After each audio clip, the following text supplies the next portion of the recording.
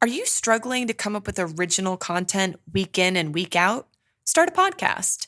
Interview your ideal clients, let them talk about what they care about most, and never run out of content ideas again. Learn more at sweetfishmedia.com. You're listening to B2B Growth, a daily podcast for B2B leaders. We've interviewed names you've probably heard before, like Gary Vaynerchuk and Simon Sinek, but you've probably never heard from the majority of our guests. That's because the bulk of our interviews aren't with professional speakers and authors. Most of our guests are in the trenches leading sales and marketing teams. They're implementing strategy. They're experimenting with tactics. They're building the fastest growing B2B companies in the world.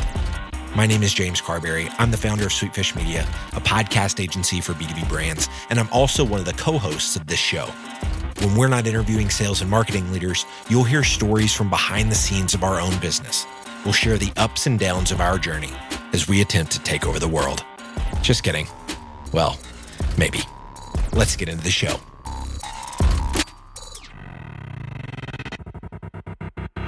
Welcome back to B2B Growth. I'm Logan Lyles with Sweetfish Media. Guys, I've got with me today Kelly Hopping. She is the CMO over at Capterra. Kelly, how's it going today? It's great. Thanks for having me. Thank you so much for joining us. We're going to be having what I think is a pretty important conversation, and that's how we view failure in leadership and different implications. I think you're going to bring some very specific experience and advice to folks on this topic today for men and women alike. Before we jump straight into that, though, Kelly, I would love for you to give us a little bit of background on yourself and what you and the team at Capterra are up to these days. Sure. So I have been at Capterra just about 7 or 8 months now. And we are a full service marketing department where essentially we cover everything full funnel from, comms and brand and awareness down to performance marketing, SEO and SEM and partnerships to our vendor marketing, creative content, you name it. And really what we're trying to do here at Capterra is we are a software reviews platform, an insights platform that's really about helping buyers find the right match for their software needs so that they can grow their business. We don't expect our buyers to be technology experts, but they certainly need technology to grow their business. So whether it's HR software or it's project management or it's fleet scheduling or operations or accounting, that we want to make sure that they get what they need when they come to Capterra. Absolutely. I love it. So Kelly, let's transition right into this topic today about how we view failure. I think this is going to be very important for folks. I've changed my thinking on it a good bit since I've been in the startup world as part of a fast growth startup over the last year and a half here at Sweetfish, realizing that we learn a lot from failure. And I have some perfectionist tendencies that might not lead me to believe that initially, but specifically within the context of leadership, you've had some experiences where there needs to be more of a conversation, especially for women in the workplace, on that allowance for failure. Tell us a little bit about kind of the backstory there, some of your experiences, and why you're passionate about this topic.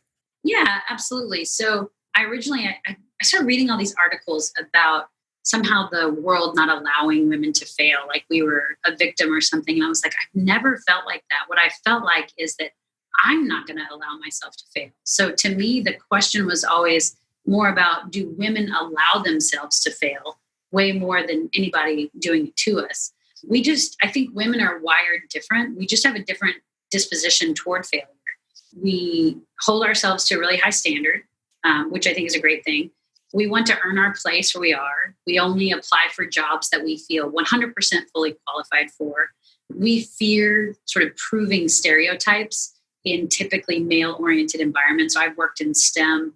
I'm an engineer. I've worked in technology most of my career. And so we have this fear that we're going to just prove what the stereotypes say. And so it's a sort of operating out of fear a little bit there. And I think the rationale for that, or that I can understand, is that we just don't compartmentalize well. So we don't compartmentalize performance and personal separate. And so for us, it sort of runs together. So if we fail at a project, to us, we take that as failure as a person, which means we're not going to put ourselves in a position to fail as a person, and therefore we don't take as many risks. And that's kind of a blanket statement. And by the way, when I say women, I sort of am thinking about professional women in corporate environment. It could be true in probably every part of life, But that's sort of what I'm thinking about there. I think as a result, I think that's one of the key drivers of why we have fewer women CEOs, fewer women entrepreneurs. Because as you mentioned in the opening, our biggest obstacle is our own perfectionism. And so that fear of sort of failure is sort of always heavy on us. And it's not about necessarily failing, even at the risk that we're taking. It's about failing potentially at something else in the process. So for example, I almost didn't take a job a few years ago. I was at Rackspace and I was leading brand marketing for the company. I had a nice little team of a few folks, and we sort of were running the brand positioning. And my boss came to me, the CMO, and said, "Hey, I want you to take on basically all of Marcom. I want you to pick up campaigns and our go-to-market strategy and all of content and all of creative." And I was like, "Oh yeah, no thanks." And she was like, "Why?" She was like, "This is a great opportunity. I'd love to promote you." And I was like, "You know what? I'm a director. I've got 3 kids. I'm home every night. Things are going really, really good. Like if I stay the director until my kids go to college, I'll call that a success. I'll be perfectly content with my career." And she was like, "Why would you do that?" And I was like, "Because I'm not willing to be on the road more. I'm not willing to sort of work late nights and things because of this bigger job." And she was like, she made a commitment to me that she was like, "I will protect your personal life. I will empower you to hire up your leaders to make sure you have a strong, second team under your, leadership team under you, so that you are not going to, so that stuff won't change." But she was like, "Don't fear failing at home and letting it turn down an opportunity at work." And so that really stuck with me of like, yeah, I mean, that's what it was. It wasn't that I was fearing failing the job. It's that if I did the job well, I would fail at something else. So that's kind of what I think about. And I think women just don't want to be put in that position. And so we just take less risks. Mm-hmm. Yeah, absolutely. I think, there can be cases where we've got to, on the other end of the spectrum where we just pursue that success and don't realize that, failing at home is a failure, right? But what you said there about, men compartmentalizing a bit more. I remember my wife and I read this book that talked about women's brains are like spaghetti and men's brains are like waffles. And just that, when I'm in my work box, I'm in my work box. When I'm in my dad box, I'm in my dad box. And there tends to be not a whole lot of overlap and just fluid back and forth. And I think that I forget sometimes that our brains don't work exactly the same way. So it's interesting to hear that from you as well. Reminds me of that book we read a long time back. Kelly, as you and I were chatting a little bit offline, you mentioned a few experiences that really have also informed your thinking on this topic, where your experience was, failure just wasn't an option, and kind of the antithesis of what you just shared there in the experience of the promotion, which, by the way, just on that, before I forget, I really like what your boss did in that scenario and said, "Hey, well, winning here doesn't have to mean," we always think the next level up means late nights, means travel. And I think we're doing a disservice as organizations if we aren't painting the picture that, hey, success can happen here without sacrificing family on the altar of that work success. So sorry, I just had to go back to that as I thought about it. So tell us about some of the other situations you've been a part of and maybe some of the pitfalls there as we think about this topic. Yeah, there's a lot in there. By the way, I love the spaghetti and waffle visual. I think that's spot on. And I do think you're right. And as I've moved through my career, I mean, that was at the director level then. Now I'm at the CMO level. So it's a few tiers higher. And I still pride myself on being home every night. I'm traveling very little, really trying to separate the two, working my butt off when I'm here at work. I use every second of the day so that I'm not wasting time, so that I get smarter there. And you just definitely, you operate smarter as you sort of move through. But so back to your question on where failure wasn't an option. A few years ago, I was in a role where I was supporting a leader very directly. And it was a really, really toxic work environment.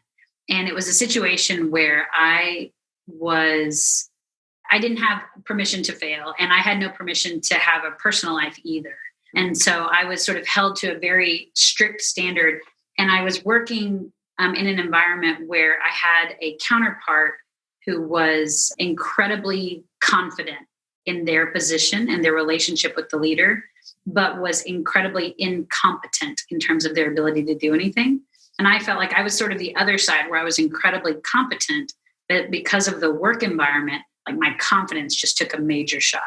And to me, like when you end up in that situation where one has, I mean, if you're all competent and no confidence, you just sort of like you become debilitating, like you kind of crawl under the desk and make no impact. The other side is you're all confidence and no competence, and you're just destructive to an organization. And so I'm glad you said it that way. That's exactly where I was going to go. You're not hiding under the desk, but you're knocking desks over and you're creating collateral damage and all those sorts of things.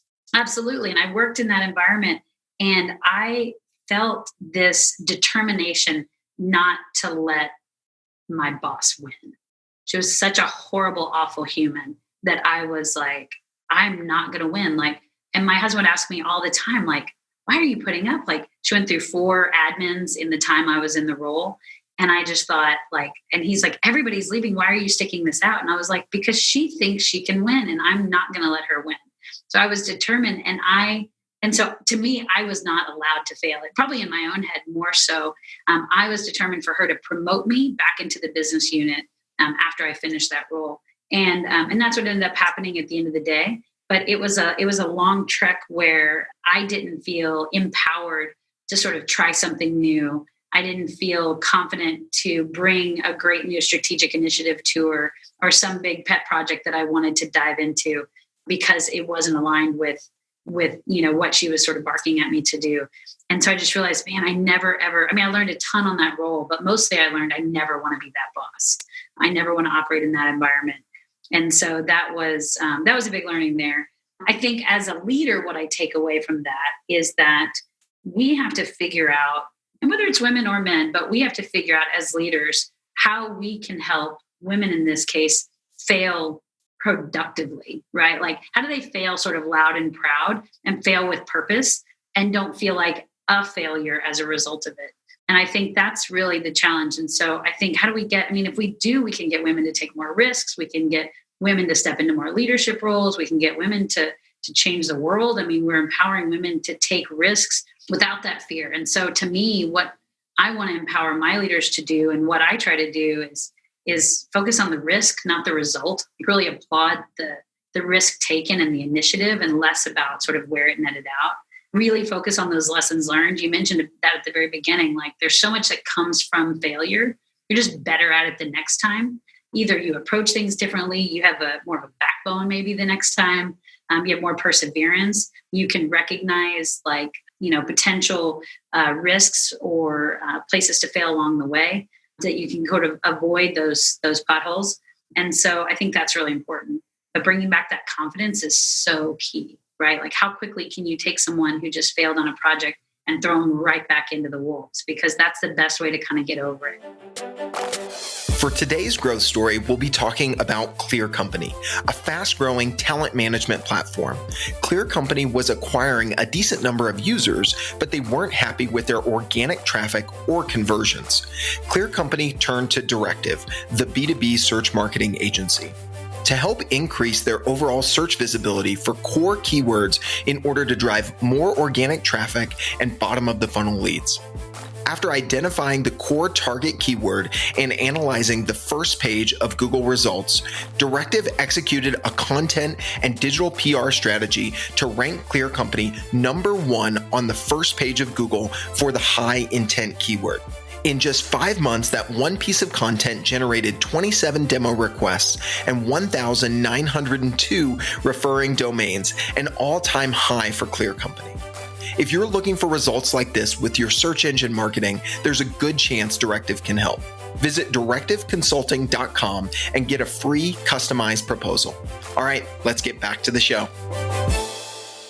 So going back to that analogy where you said, you had a counterpart who was very confident but not competent yourself, you painted the picture of, just kind of hiding under the desk. And I think as a leader, that's just, how can we look out for those situations where especially we have women on our team who are competent but lack that confidence. And so you mentioned, a couple of things we can do. We can reward the risk taken and celebrate the risk as much as the result.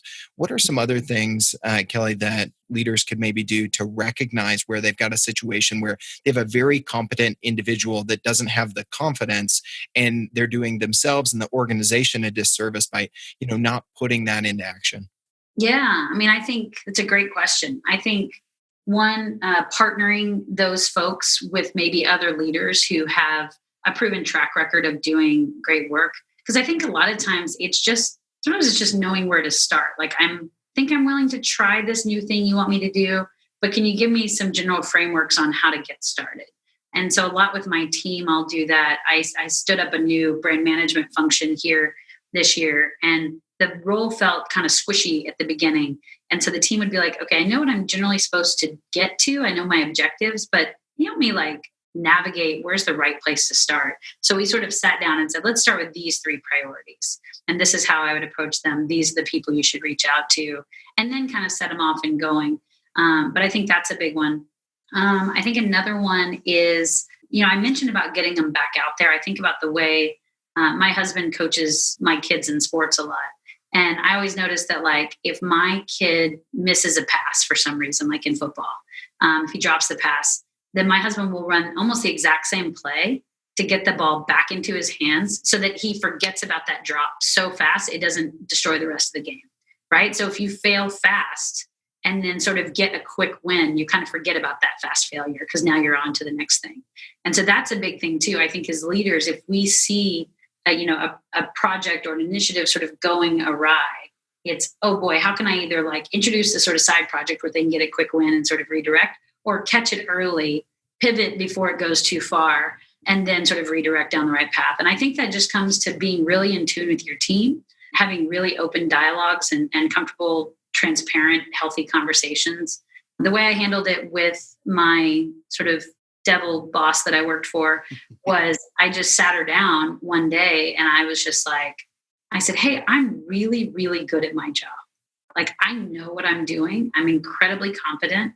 I've managed large groups of people. I have run big initiatives. I've program managed big efforts, and I've done a really, really good job at that. But I walk in here every day and you beat the crud out of me. And as a result, you know what you're getting? You're getting nothing from me because you've destroyed my confidence. And so I'm doing nothing for you. If you actually want value out of what I can deliver, I need a little space here. I need you to back up and recognize that even though I walk in at my full 5'3", I sort of crawl out of here 2 inches off the ground every day. And so I probably used a little bit harsher terms than that, but her response was, she sort of stared at me and then she was like, okay, you're right. Wow. I will help. And after that, she started for the next 6 months. It was great. It didn't last forever, but the first 6 months, she started pulling me into a lot of really key strategic meetings and saying hey, if I expose you to more things, that should hopefully get you, more opportunities to try new things. And it just opened up my world just by her saying her acknowledgement that I needed help and I needed her empowerment and her belief in me instead of sort of the opposite, the constant, throwing cell phones at my head or the constant sort of tearing me down. That was really, it was really helpful. But so I think that's the other thing is encouraging open dialogue where your employees have a comfortable enough relationship and you're approachable enough that they can come say, hey, I'm struggling here. I need some help. Yep, absolutely. And I think it comes down to the minutia. Our team was having a conversation just about communication and priorities. And, we had a quick little conversation and just reminded some of our team members, hey, if you get a request from someone, especially if it's someone in leadership and they say, well, hey, how about this deadline? And not taking that as, oh, well, that's the deadline. I have to, work until 2 a.m. to get that done. Yeah. And no, at least in our culture, when we throw that out there, whether that's colleague to colleague or leadership to direct report, that's the beginning of a dialogue on what's doable with this deadline and with your current workload, right? And so I think it comes down to those very small things that we take for granted and that we don't stop and just say, hey, let's level set here on how we look at this. That, as you mentioned, kind of tills the ground for those conversations that maybe go a little bit deeper, like, hey, you're beating me down here. I love what you're saying here, Kelly. To recap for folks, a couple of those pieces of advice, reward risk over the results. Certainly you want to praise accomplishments, but recognize that risk taking if you want to encourage it more. And I think you've given us some good reasons on why you want to do that as a leader. Give a second try right away, another opportunity to take that sting out of the risk and the failure.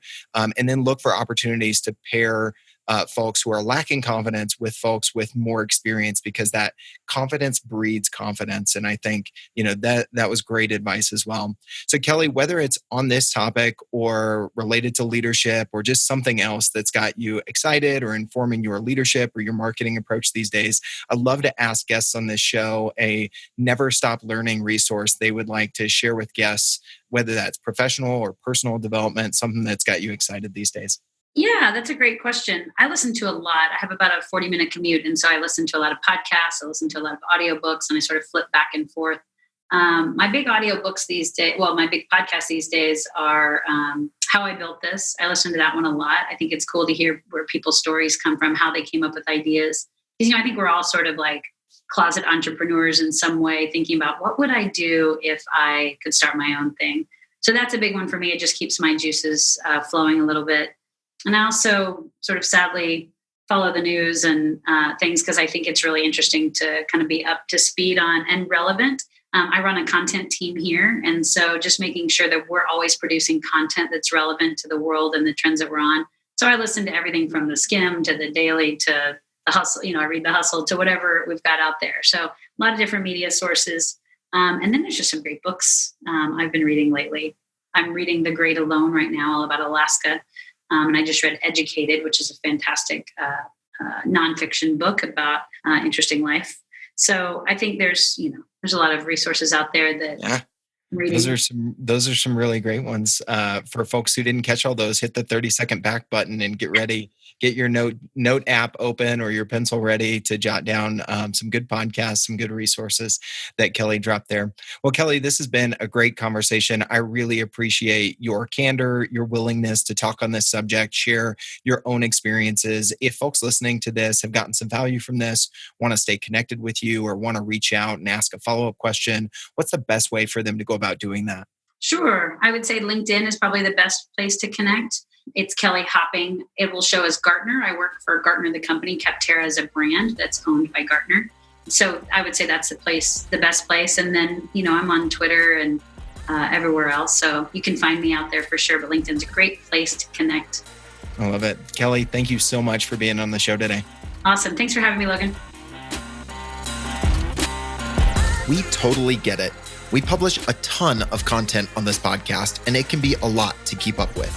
That's why we've started the B2B Growth Big Three, a no-fluff email that boils down our 3 biggest takeaways from an entire week of episodes. Sign up today at sweetfishmedia.com/big3. That's sweetfishmedia.com/big3.